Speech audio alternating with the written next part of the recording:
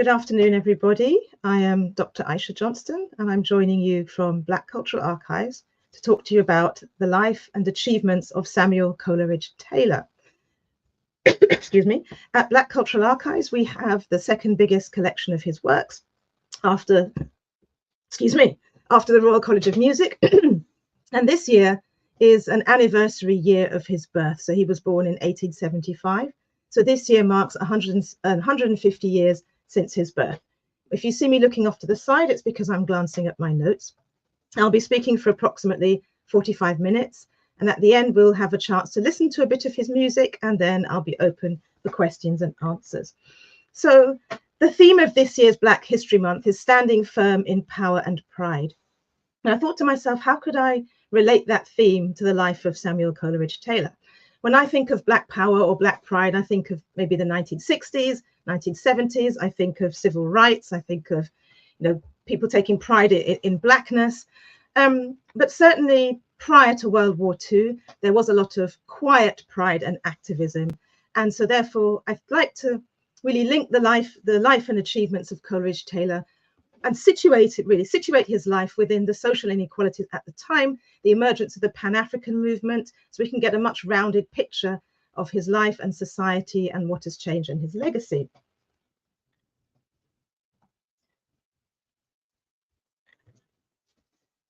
So Samuel Coleridge-Taylor's father was called Daniel Hughes Taylor, and he was from Sierra Leone in West Africa. He came to England to study medicine.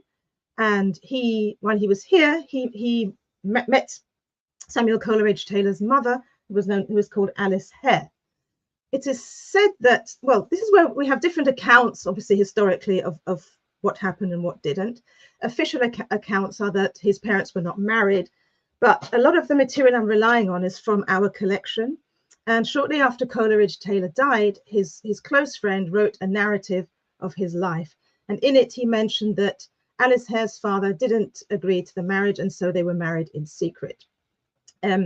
They were not wealthy. They moved into a working class neighborhood in Holborn, where the father, Dr. Taylor, became an assistant to an English GP, so to speak.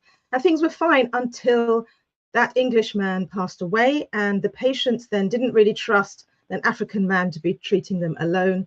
So he soon found that he was without patients and he didn't have the means to support his family. He then returns to Sierra Leone and dies in 1904. So Coleridge-Taylor grew up not knowing his father. The painting on the right of Coleridge-Taylor as a child is displayed in the National Portrait Gallery. In it, you can see that they have chosen a very exoticized image of him wearing Eastern clothing, which he never would have worn.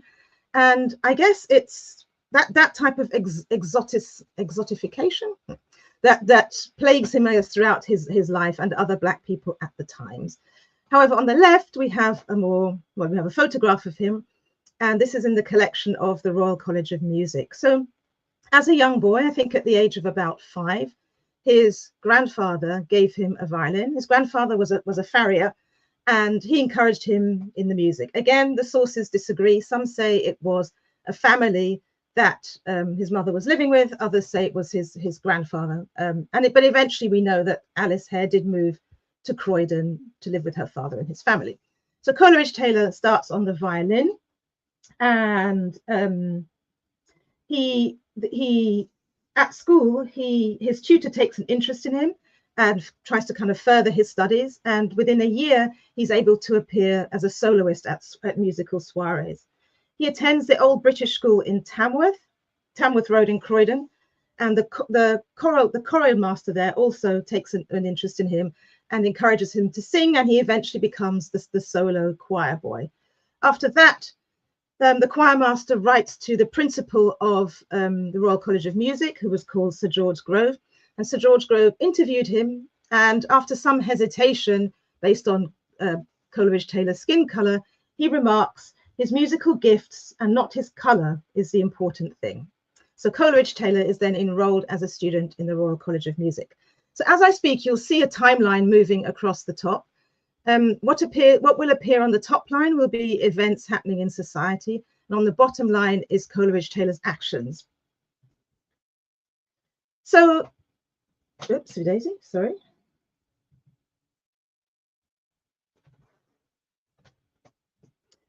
Yes, so in 1897, the African Association is founded in London by a Trinidadian lawyer known as Sylvester Williams. So Sylvester Williams came to London as a lawyer. There were a lot of African and Caribbean young people coming to England to study and work, a lot of them in medicine and the law. And the African Association that he founded came together and started to campaign on Pan-African issues. In fact, he was the first person to coin the term Pan-African. And of course, the Pan-Africanists were trying to bring about unity of the African diaspora and self-rule. Then in 1898, Coleridge-Taylor's, so meanwhile in Coleridge-Taylor's life, at the age of 17 is when he actually composes his first piece of chamber music, which is a quintet for piano.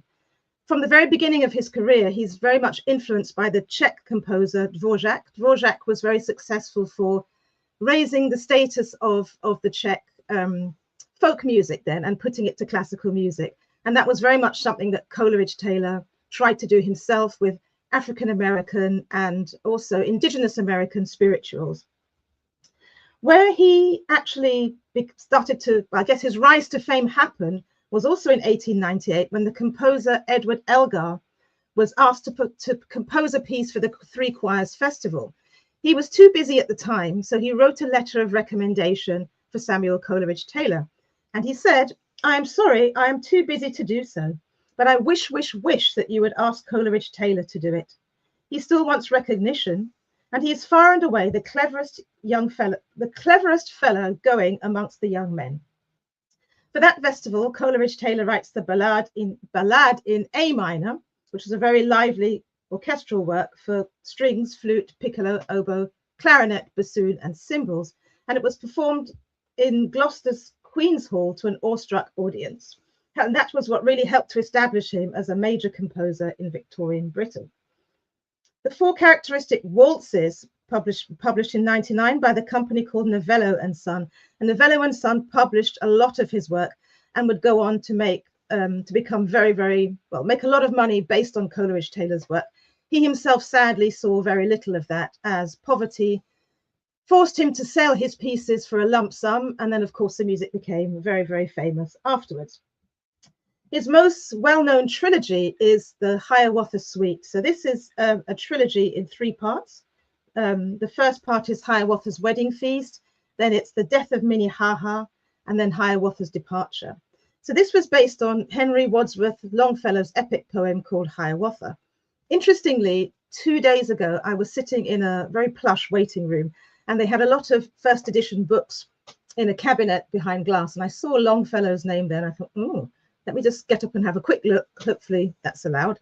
And so I took down the book and I leafed through it to see if I could find Hiawatha, and for sure it was there.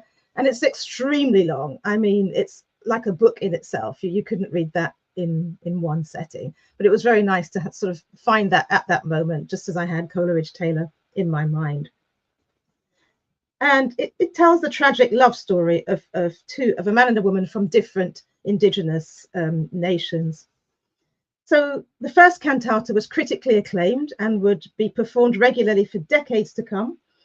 Coleridge-Taylor also composed an overture for the work, which featured Nobody Knows the Trouble I've Seen, a spiritual that had begun to circulate among enslaved African American communities. And thus he brought the indigenous and the African people's histories together in conversation in this composition. But sadly, he sold irrevocably the rights to this music, for which he earned the lump sum of £250. And yet the piece goes on to be played by, it sells hundreds of thousands of copies. And by 1904, Hiawatha had been performed more than 200 times in England, including 6 times by the Royal Choral Society.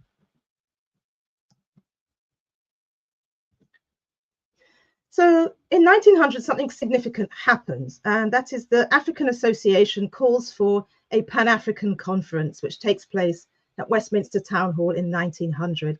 Delegates arrive from around the African diaspora, and one of the prominent representatives was the American civil rights leader W.E.B. Du Bois, who went on to found the NAACP.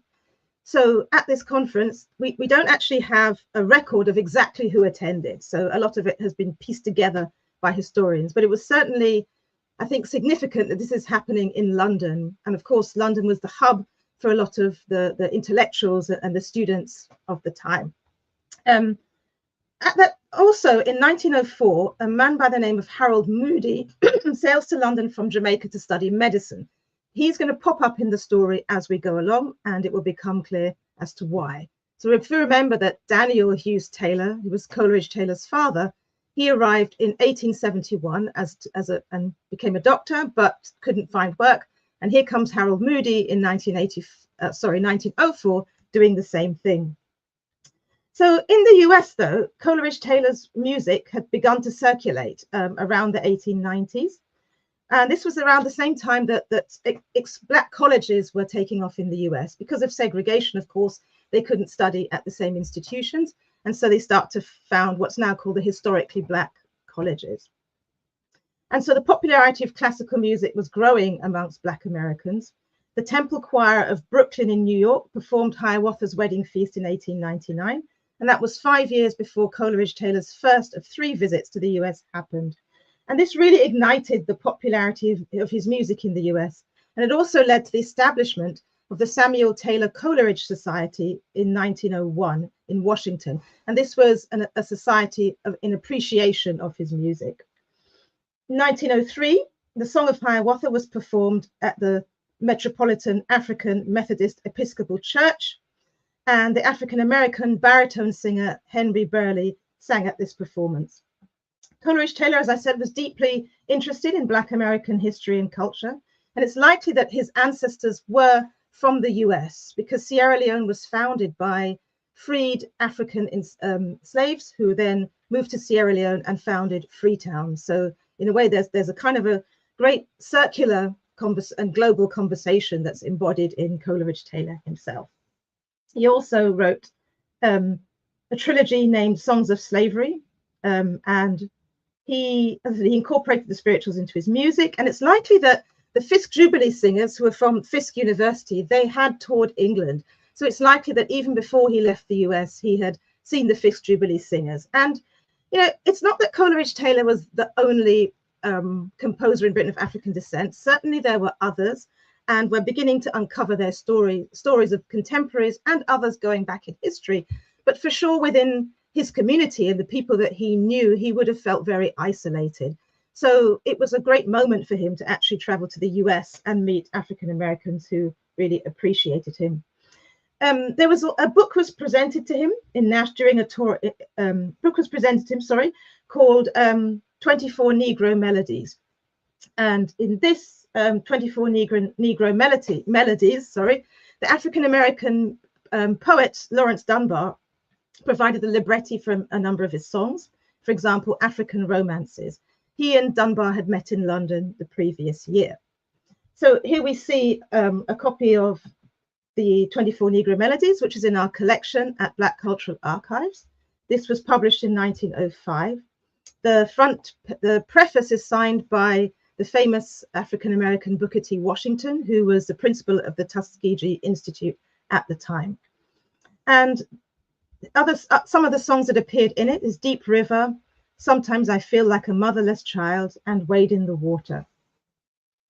Coleridge-Taylor's arrangements for a song called the Bambula is based on a song of Haitian origin. He has another song called Oloba, which is based on a Yoruba song, which had been introduced to him by a West African socialite. Other melodies included songs from Mozambique and South Africa, several of which he arranged for piano. Then in 1902, his piece called Ethiopia Saluting the Colors is published. And it's likely that this was published to commemorate Ethiopia's victory against the Italians in 1896.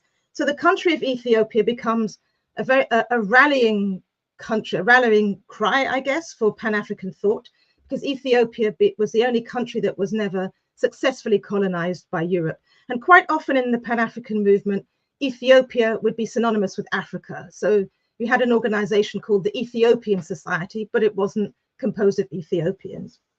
And Beg your pardon. He goes on to become very close friends with W.E.B. Du Bois over the years, and also with Booker T. Washington, even though those two men very much disagreed with each other in terms of their methods in their lifetime. When he returned from the US, on his return, he was presented with a silver cup from the Choral Society.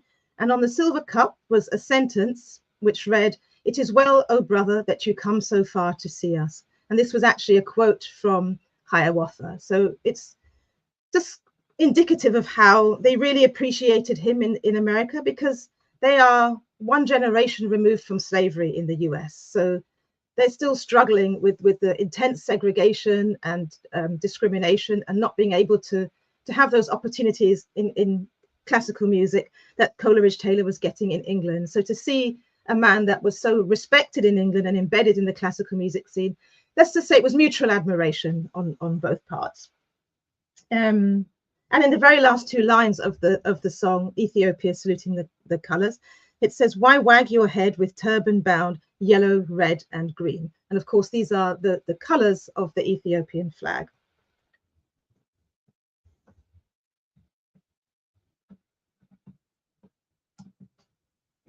Oops, bear with me, I'm so sorry, getting ahead of myself. So tragically, Coleridge-Taylor passes away in 1912 at the age of 37. He was working very, very hard. And as I said before, he wasn't really getting much money for his music. So he was really pushing himself. He made the 3 trips to the US and came back. The summer in which he passed away was known as, it was actually called the Endless Winter. So in the document on the left, the writing's far too small, but that was known as, sorry, the Cruel Summer of 1912, because very cold weather went on for a long time. And he collapsed outside of West Croydon Station, was taken to his home, and was then diagnosed with pneumonia, and he passed away a few days later. The obituaries start to come in, and you get a sense of the whole country mourning him. And these are from the clippings in our collection at BCA called Additional Manuscripts. He was buried in Bandon Hill Cemetery, which is in Sutton and Croydon. It's an extremely large cemetery. And as you can see, that's a very beautiful grave there, which, as part of a project we did last year, we visited, but I'll come to that later on. Of course, he as I keep saying, because he couldn't get a fair price for his music, the Performing Rights Society then is actually established after his death, made up of his friends and associates. And of course, it's their role to campaign for rights and licensing to make sure that this never happens again, and that there's a fair price for the music. I also, you should see in the timeline at the top that, where is it now? No, I mentioned that already, that Harold Moody sailed to England. That's fine. We're ready for the next slide now.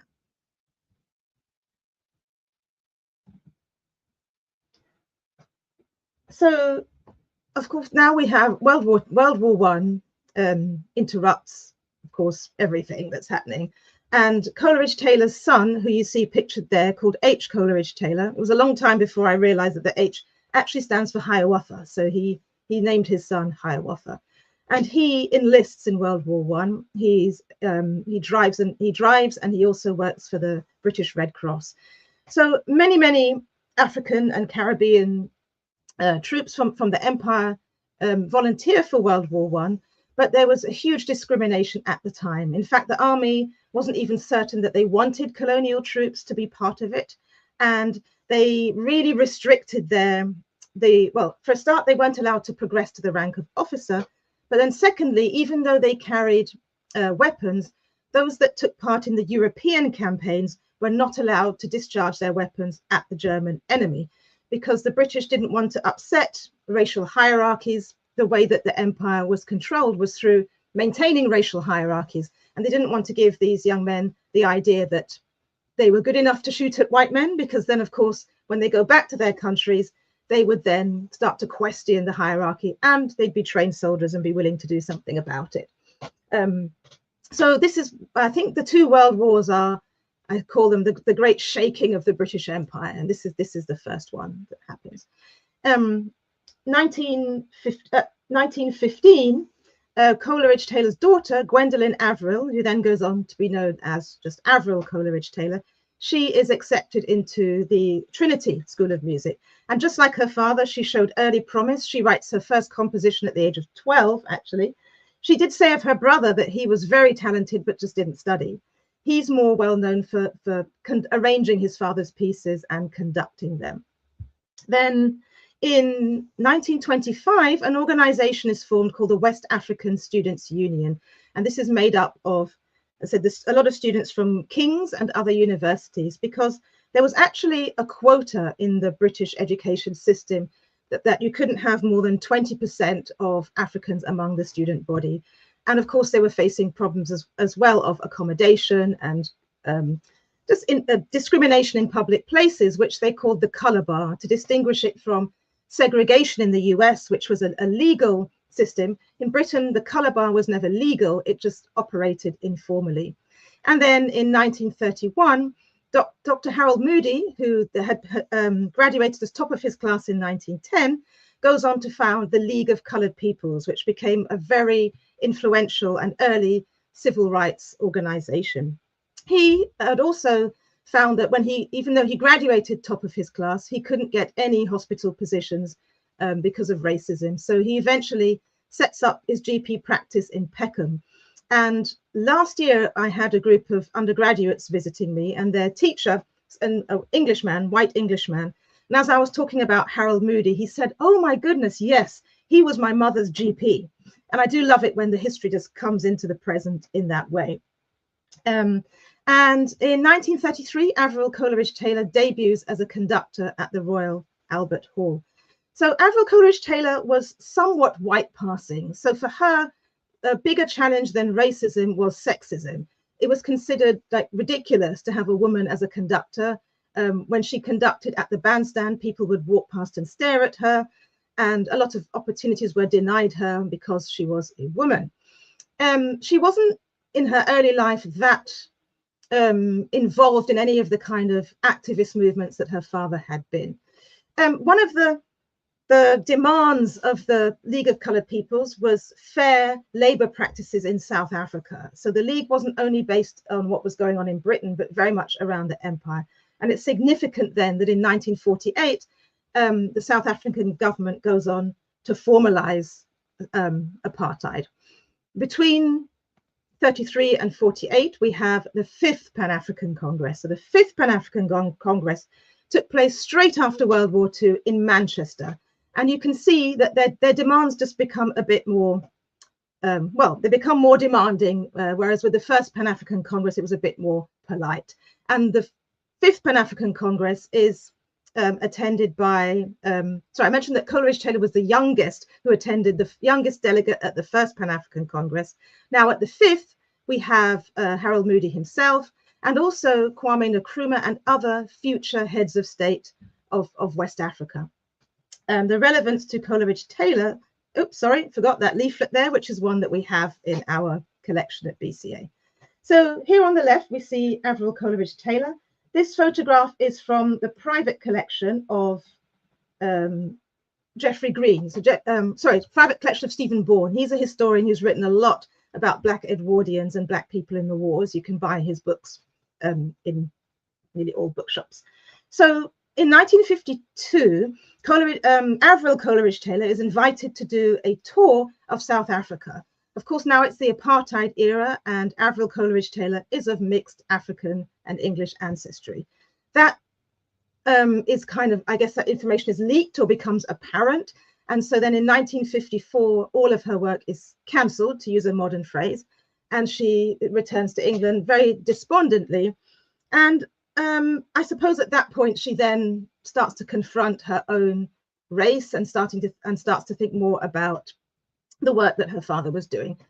So when Ghana achieves its independence in 1957, I thought it's great to share a clip from a newspaper that's based in Manchester, because of course the 5th Pan-African Conference being in Manchester, but also Avril Coleridge-Taylor then goes on to compose a victory march, which she sends to Ghana, and Kwame Nkrumah wrote her a letter of appreciation. She also then goes on to dedicate a concerto to Kwame Nkrumah. And the photograph there is of the independence, and that is housed at Imperial War Museum. She then moves to Sussex, where she writes her father's biography. And I just mentioned the musical piece that I found there, I should also mention, was from the collection of Geoffrey Green as well. So thinking about his legacy, well, last year on the occasion of his birthday, which is 15th of August 2024, we collaborated with Royal Holloway University to create a film, because Coleridge-Taylor's collection is one of the pre-20th century collections we have are not as well known as the 20th century collections. And I really wanted to find a way to raise awareness of it and bring it out. So we got together to make a film and produce the information banners, which you see behind you. And what I think so wonderful, the reason I picked this photograph in particular, is because it shows how such an international team was brought together through studying Samuel Coleridge-Taylor. So the lady on the right is Dr. Samir Laverne. She's African-American, but she lectures at Royal Holloway on theatre and performing arts. And she was asked to write the narrative, which was based on the narrative written by Coleridge-Taylor's friend, which is in our archive. And she said the process was so exciting for her. She'd always thought that archives were very boring, dusty places, but she found it very inspiring in her own thinking about how she might use other archives in her own creative practice, as well as thinking about herself as an African-American. And it was this very emotive experience for her. And next to her, we have the Vice Dean of Performing Arts, Dr. Tan, who was from Singapore. And she said when she first came to England as a young diasporic Chinese woman, she was very much looking at African-American music. She never even thought to look at Britain and what British Africans might be doing. So that really set her off on a different, I guess, trail of research. And that's me. And then next to me is Ayshah Atkins. So Ayshah Atkins was a final year music student. And she chose then, after taking part in this project, she chose to play one of Coleridge-Taylor's sonatas in her final piece. And it's one of his sonatas that was forgotten and then later discovered, because his music from around the 1950s, his music falls out of popularity and his name falls out of kind of public knowledge. On the left there, you can see the research being conducted in our reading room and library. Ayshah is also a resident of Croydon. And so I'm going to play to you just a very short clip of her speaking about what this discovery meant to her. This clip is just over a minute long, just under a minute long, sorry. Classical musician, as a Black classical musician, much of the work that I've been studying over the years has been very Eurocentric. And we've had so many contributions within my community. And I think it's very important that these things are uncovered. And so I think going forwards, this project has inspired me to look into that.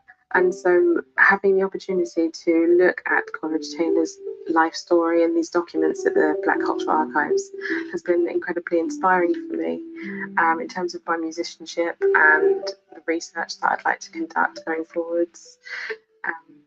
It's been a great pleasure to know that somebody so integral to music history grew up so close to where I grew up. I think that's fantastic to imagine that where she lives is where the same footsteps that he would have walked in. And Croydon Borough Council has done a lot of work on reviving his memory. They have metal statues, which is like a group of metal silhouettes in public place that people could see. The Croydon Archives has also done a lot of work on him. And also we have the Fairfield Halls in Croydon where his music is performed. So it wouldn't make sense to have a talk about music without hearing some music. So I'm going to give you the Impromptu in B minor, which was one of the forgotten and rediscovered pieces of Coleridge-Taylor, and which Ayshah Atkins will play for us. It's just over 4 minutes long. So if you need to get a cup of tea, you can, but hopefully you'll still keep your sound on so you'll be able to hear it.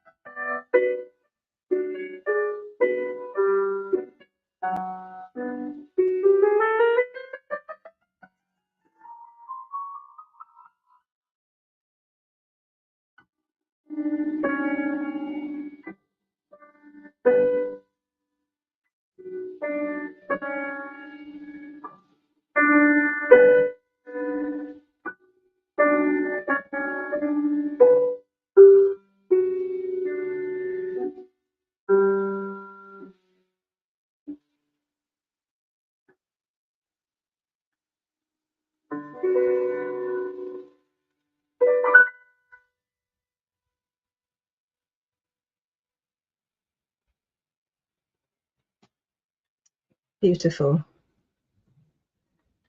So thinking about Coleridge-Taylor's musical legacy, on the left we could see the Canny-Mason siblings. In the center is Sheku Canny-Mason, who came to public attention when he played the cello at the wedding of Prince Harry and Meghan Markle.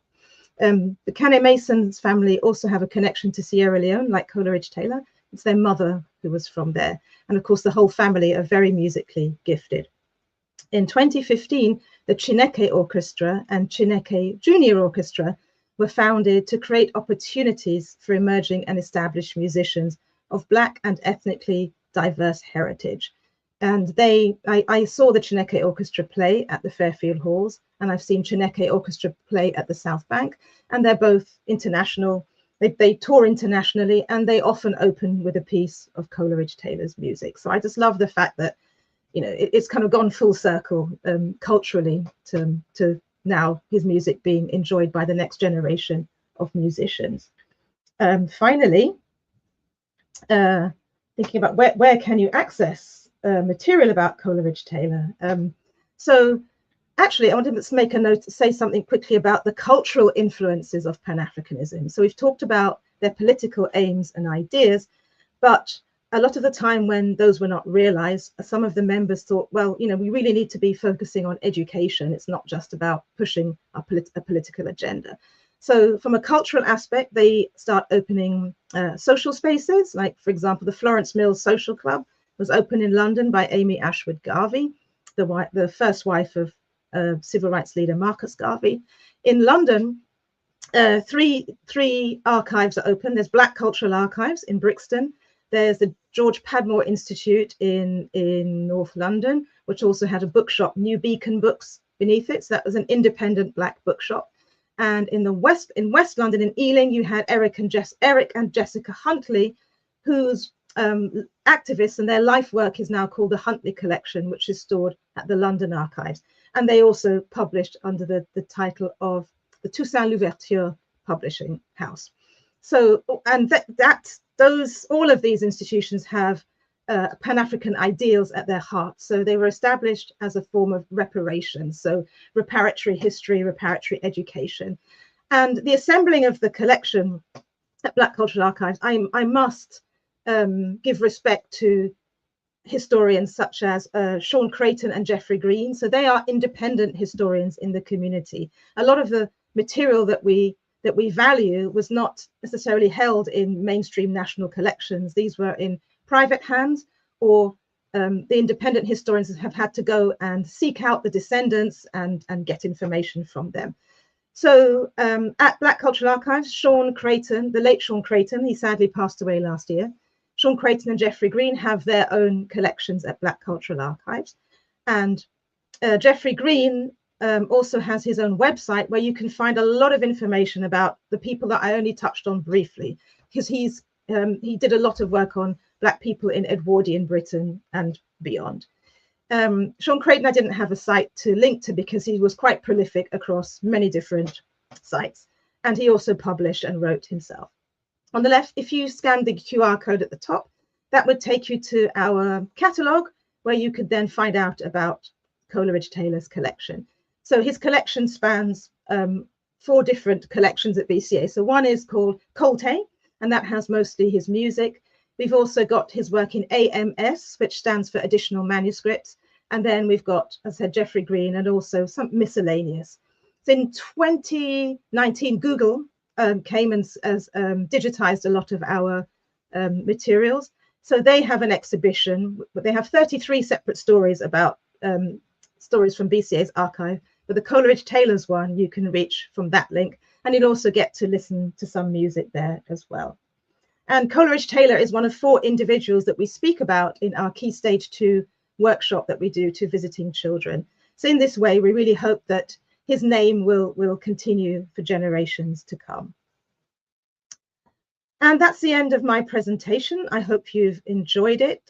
I know there are a lot of things that I forgot to say, and I hope that in the questions that you'll have for me, I'll be able to share some of that other information. Otherwise, thank you very much, and I'm open to questions.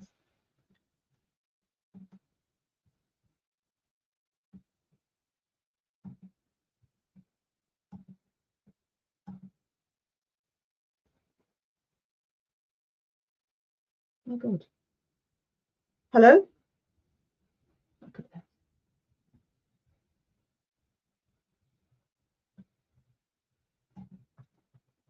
Ah, do you know, for a horrible moment there, I thought that none of this had recorded and that nobody was there and I was just talking to myself the whole time.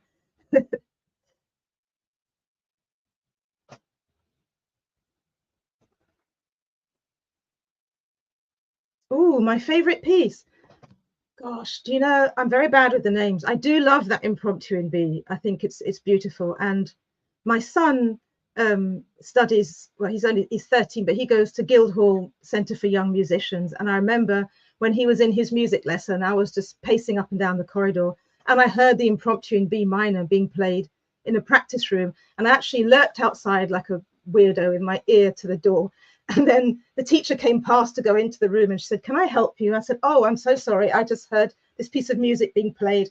And then I started to tell her about Black Cultural Archives. And so she said she'd really love to give that student the chance to maybe even come to BCA and perform in our courtyard and so on. Other pieces of music, there's one which I think it's part of the Hiawatha suite that for some reason reminds me of, of like black and white movies. That's it. It really gives me a sense of the music that was played in black and white films. And in that sense, I did mention during the film that I think that Coleridge-Taylor was ahead of his time in the type of music he was producing. And it really is reminiscent of music in the 30s. How can we get involved with BCA? There are two ways. In terms of membership, we have a membership program called the Black Card, where you sign up and you get a card which then entitles you to private viewings, it entitles you to discounts and so on. We are in a period of change, let's say. So we just appointed a new director 4 days ago and a new chair of the Board of Trustees about a month ago. So we haven't got necessarily a new program coming up, and at the moment we want to wait for them to get settled in post before we do that. So do please keep an eye on our socials and we'll be telling you what's going on. I know for a fact that our youth program, which is very, very thriving, they put on two public events a year. One will be in February and the other will be in June. So that's definitely something to look out for. And we will also in January be hosting a community event showcasing the work we've been doing with Royal Holloway and the AQA exam board, which is aimed at diversifying the history curriculum. By diversifying, I mean not only like having more Black voices in the history, but working class stories, women's stories, and that will be across the history curriculum. So that event will showcase the work that's being done. And hopefully we'll have a new exhibition by then. The current exhibition is on the Race Today collective that published the journal Race Today in Brixton. And it used the journal to platform global African and Asian diaspora histories and struggles. We do also welcome volunteers, or we will be welcoming volunteers to our learning programs. If any of you want to work with children, we can always use a hand in the workshops because 30 children, 60 children a day, it gets a bit much sometimes. Thank you very much for your questions. And that's all. So yeah, do let me know. You can always find my email if you ever want to visit BCA, learning@bcaheritage.org.uk. Have a great afternoon.